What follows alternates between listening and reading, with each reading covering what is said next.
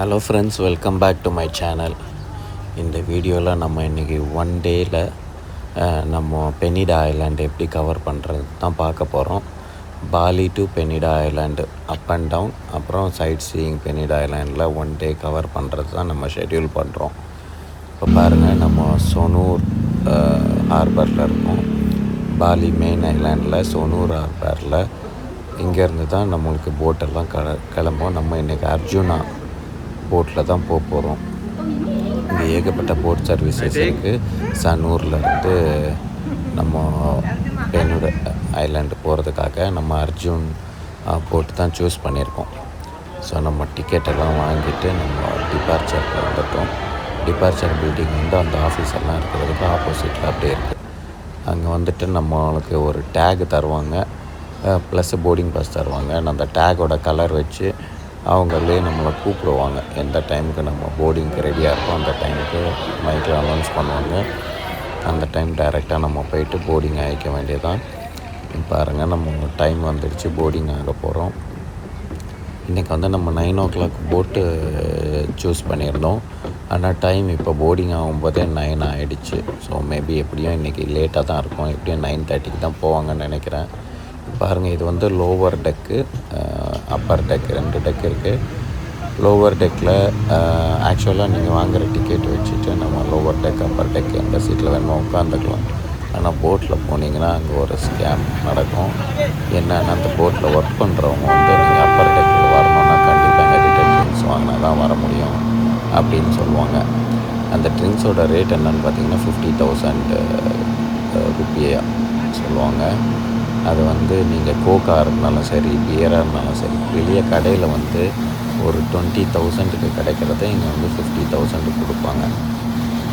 So அதை வாங்கிட்டு நீங்கள் மேலே போய் உட்கார்றதுனா மேலே போய் உட்காந்துக்கலாம். அப்படி கீழே உட்கார்றதுனா நீங்கள் எதுவும் வாங்கிக்க தேவையில்லை. நம்ம இன்றைக்கி அப்பர் டெக்கில் தான் உட்காந்துருக்கோம். உட்காந்துட்டு போட் ரைடெல்லாம் முடித்து இப்போ ஒரு வழியாக நம்ம பெனிடா ஐலாண்ட் ரீச் ஆகிட்டோம். கிட்டத்தட்ட ஜேர்னி டைம் பார்த்திங்கன்னா 45 minutes நமக்கு அங்கேருந்து இங்கே வர்றதுக்காக. ஆனால் இது வந்து 1 hour கிட்ட எடுத்தாங்க. ஸோ டைம் வந்து நம்ம 10 o'clock வர வேண்டிய போட்டு இப்போ வந்துட்டு நமக்கு 10:45 கிட்ட ஆகுது. ஆல்மோஸ்ட் அந்த டைம் தான் வந்திருக்கோம். அதனால் சில பிளேசஸ் நம்ம பிளான் பண்ணியிருந்ததை கட் பண்ண வேண்டியதாக இருக்கும்.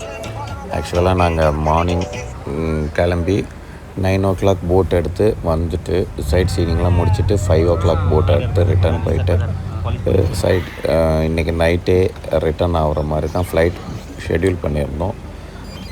ஸோ இது டிலே ஆனதுனால நம்ம ஏதாவது 1-2 பிளேஸை கட் பண்ண வேண்டியதாக இருக்கும். ஸோ இங்கே பாருங்கள், இப்போ நம்ம போட்லேருந்து இறங்கிட்டோம். இறங்கினோடனே நீங்கள் லெஃப்ட் சைடு பார்த்திங்கனாலே நிறைய குட்டி குட்டி போட்ஸ் இருக்கும் ஸ்னோ க்ளீன் போகிறதுக்காக. நான் உங்களுக்கு வந்து ஒரு அட்வைஸ் சொல்கிறது, நீங்கள் பாலி மெயின் ஐலாண்டில் இந்த டூர் புக் பண்ணாதீங்க.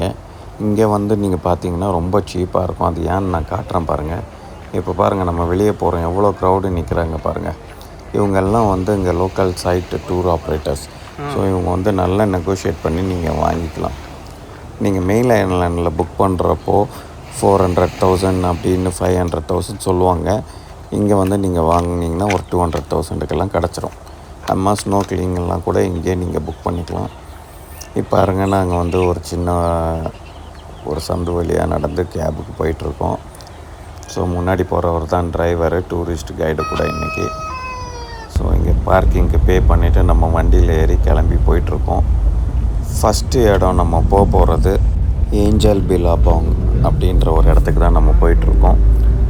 ஸோ இங்கே பாருங்கள், ரோடெல்லாம் வந்து ரொம்ப நேரோவாக இருக்கும். இது ஒரு சின்ன ஐலாண்டு ப்ளஸ் அதே டைமு ஹில். அதனால் வந்து ரோடு நேரோவாக இருக்கும்.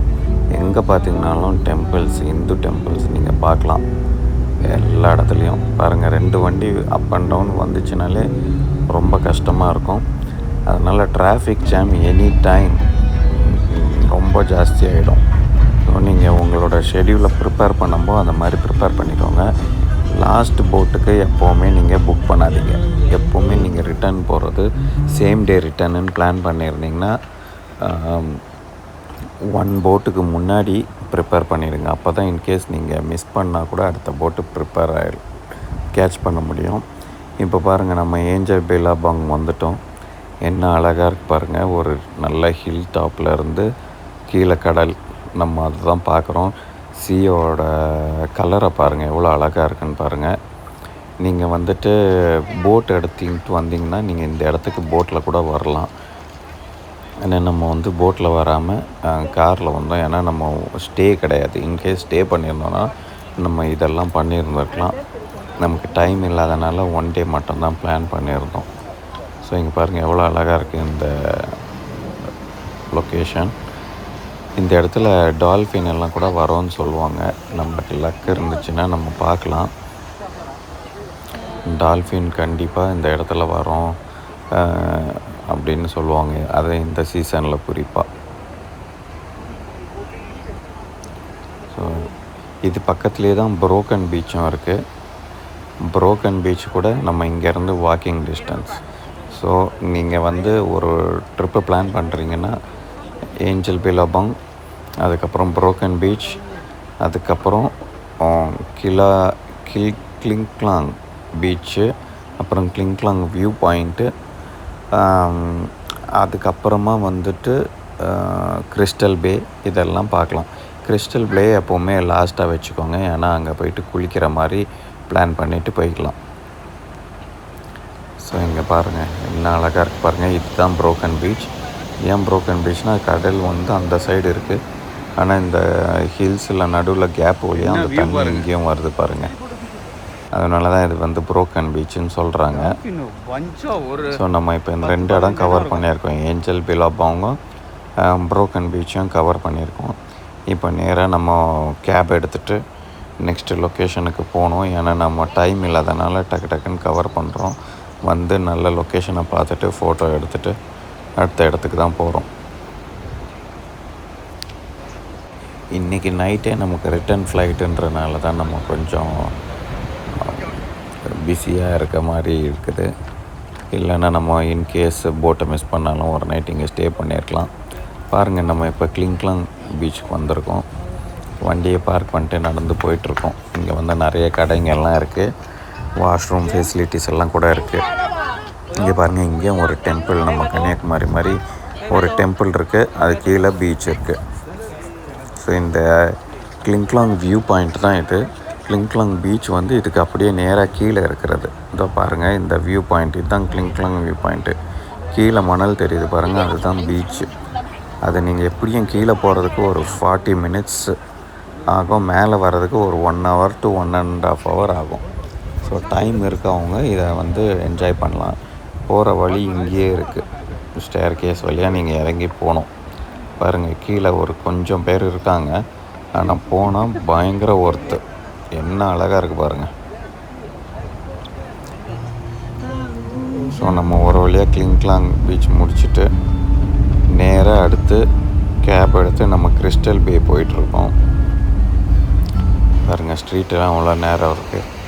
கிறிஸ்டல் பே வந்திருக்கோம். நம்ம நடுவில் இன்னொரு சைட் சீயிங் லொக்கேஷன் இருந்தது. அதை நாங்கள் போகல, டைம் இல்லைன்ட்டு போகல. ஏன்னா நாங்கள் நினச்சோம் கிறிஸ்டல் பேனா இங்கே ரொம்ப டைம் எடுக்கும், ரொம்ப பியூட்டிஃபுல்லாக இருக்கும்னு நினச்சிட்டு வந்தோம்.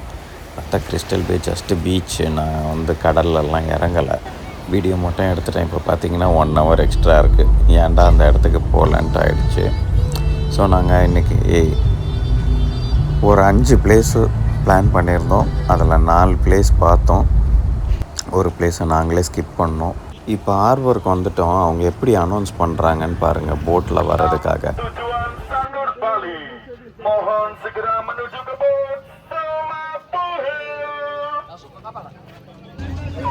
ஸோ அந்த அனௌன்ஸ்மெண்ட் நல்லாயிருக்கும். இது வந்து டீட்டெயில்டாக நிறைய வந்து நான் டீட்டெயில்டு வீடியோவில் போடுறேன். இப்போ வந்து நம்ம போட்டில் ஏறி நம்ம கிளம்பிட்டோம். இங்கேருந்து அடுத்து ஒரு 45 மினிட்ஸ் கிளம்பணும். இது வந்த போட்டோட ரிட்டன் போட்டு வந்து கொஞ்சம் பெருசாக இருக்குது. நல்லா ஃபாஸ்ட்டு, அலையும் பயங்கரமாக இருந்தது. அதனால் கப்பல் முங்கிருமான்னு நினச்சோம் சில இடத்துல. அந்தளவுக்கு வேவ்ஸ் இருந்தது. எப்படியும் இந்த போட்டு கொஞ்சம் பெருசாக இருந்ததுனால அந்த அளவுக்கு தெரியல. நமக்கு சின்ன போட்டு காலையில் வந்ததுன்னா இன்னும் பயங்கரமாக இருந்திருக்கும்னு நாங்கள் நினைக்கிறோம். ஒரு வழியாக 45 மினிட்ஸ் தாண்டி நம்ம சனூர் ஹார்பருக்கு வந்துட்டோம். எங்கேருந்து நம்ம கிளம்புனோமோ அங்கேயே பாருங்கள். ஸோ நம்ம இதை வந்து ஒன் ஃப்ரீ டே இருந்துச்சு. அப்புறம் பெனிடா ஐலாண்டுக்கு போகணுன்னு ஒரு ஆசை இருந்தது. ஈவன் சைட் சீயிங்கே பண்ணலனாலும் ஜஸ்ட் ஐலாண்டை போய் பார்த்துட்டு வந்துடணும் அப்படின்ற ஒரு இன்டென்ஷனில் தான் நம்ம இந்த ட்ரிப்பை பிளான் பண்ணியிருந்தோம். அதனால தான் நம்ம ஒரு 4 to 5 லொக்கேஷன்ஸ் மட்டும் சூஸ் பண்ணியிருந்தோம். இதோட டீட்டெயில்டு வீடியோ ஒரு லொக்கேஷனோட டீட்டெயில்டு வீடியோ நான் செப்பரேட்டாக சேனலில் அப்லோட் பண்ணுறேன், பாருங்கள். தேங்க்யூ.